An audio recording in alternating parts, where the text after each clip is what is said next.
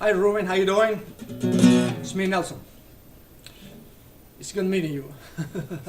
Well, I already know you, so now you get to know me. Anyways, I'm putting this little video for you to take a look at my position in reference to the guitar, Picados, and find out exactly why I'm breaking so many strings. Yeah, by the way, beautiful guitar, thanks a whole lot.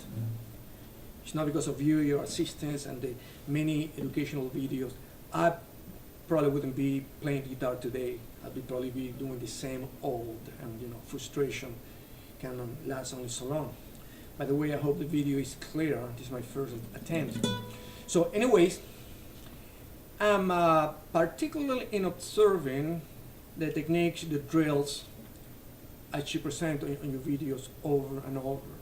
Okay. So for example, on the Picados techniques, which I do about an hour a day, with lots of discipline and consistency, this is what I do.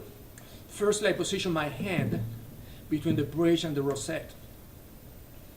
I try to relax my arm and hand as much as possible, and keeping my hand straight in relationship to the forearm instead of bending it like classical guitar. I relax my thumb and the last two fingers, and I use a trigger fingering technique instead of a knuckle-based technique demonstrated by Sabika before. So it looks like this. I don't know if you can see the angle. So this is how I do it.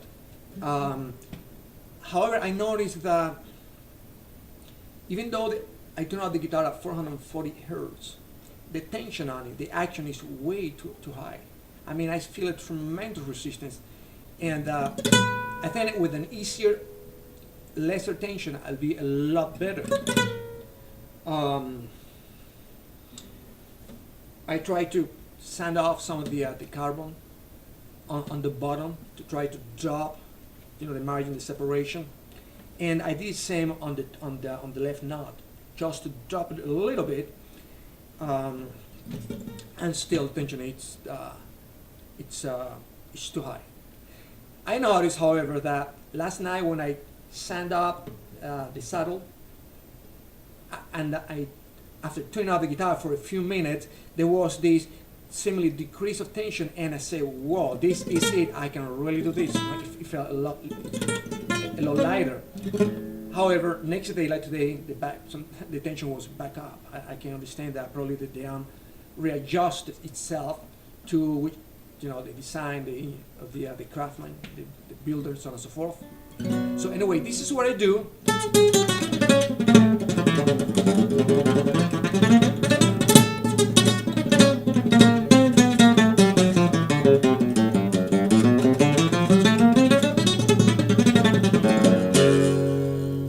That's how I do all the variations I do.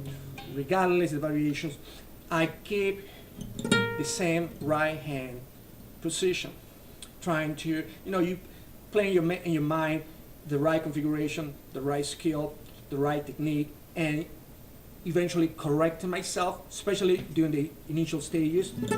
One. See, I feel the tension. This is really high.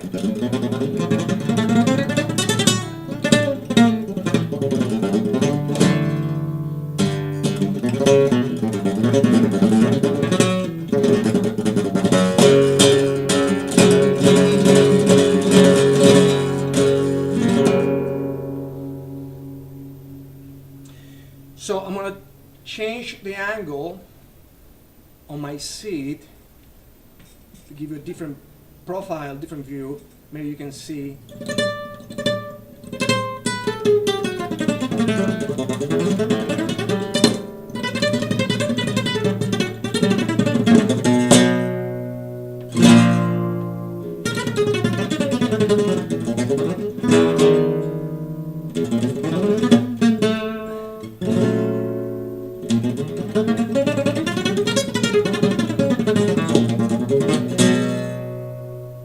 Can you see that?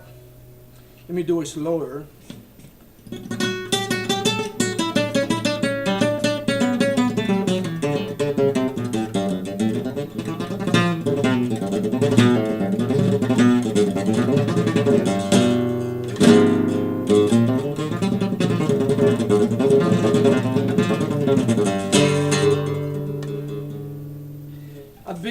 got flexibility. I work on flexibility. I do that. That was part of my curriculum and my career. So I understand the physiology of it, how to release stress by increasing flexibility. I do a lot of that consistently throughout the day. So it's not a matter of flexibility. I develop a lot of strength, so I've got stamina to play, for a substantial large amount of time, for like long period. But I don't feel like I'm actually getting a good sound. It sounds sterile to me. Oh, do you see that? I don't believe this. I just don't believe it. Man, I just don't believe it. That is a fifth string. This is the third fifth out of what?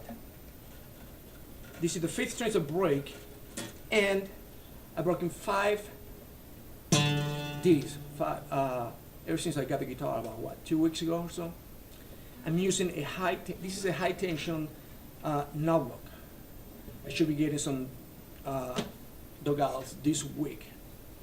The dogal has a regular tension, but the caliber, the diameter, the gauge of the actual strings on the basses is the same or slightly bigger than the actual high tension of knob lock, which means that if the tension is lower and you have a bigger diameter, maybe you have the same percussive, full body, explosive sound that characterizes the larger diameter, the bigger string.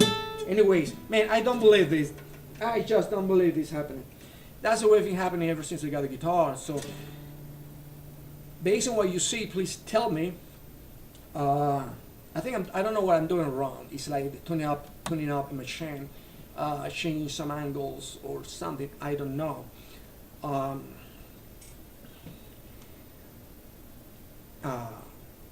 That's pretty much it, my friend. I wish I could do some more, but as you can see, I just broke one string.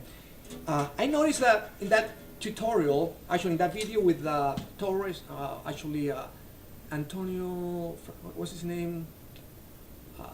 Antonio Torres, is that the guy? Or Reyes, rather. Reyes. He's playing a Santos Hernandez 1930, and when he goes on the Picados, he made a comment that it was very comfortable. And I'm paralleling that with what I'm actually working with, and I started to wonder if that probably the design is somehow different. Well, those Picados were exceptional. I mean, the sound was there, very explosive. The sound springing out of the string without much effort. So I wonder, why do I have to put so much effort in it? I mean, it is too much effort. Anyways, I am so thankful for your continual assistance. Your tutorials, your videos are so educational. I've increased my knowledge base on the flamenco guitar ever since I started watching them and studying them.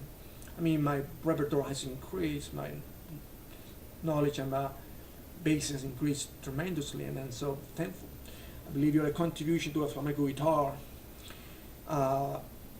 Didn't have a chance to meet Paco Lucia myself. However, through your teachings, I'm able to probably get more substance than actually meeting Paco Lucia personally, because the many details and they compress right to the point, lessons you put together. So that is wonderful. I want to thank you so much for that. So please let me know. I'm going to be emailing this tutorial right away. Give me a feedback. Let me know what your thoughts are, what your insights, what you're able to see. And once again, thank you so much, and looking forward to hearing from you. God bless you so much, my friend. Goodbye.